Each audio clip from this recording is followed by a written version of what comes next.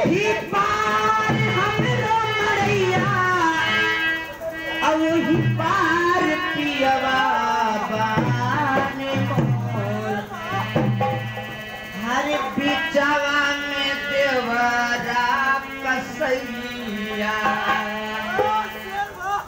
हो बिचवा में देवरा कसैया पकड़ ले कलैया बड़े हो बिचवा में देवरा कसैया पकड़ ले कलैया बड़े हो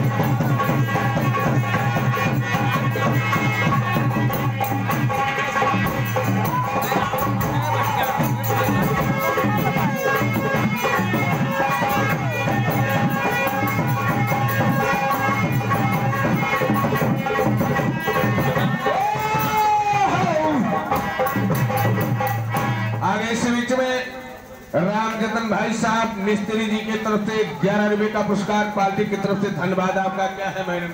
हर तेरी बाहों में जीना है, तेरी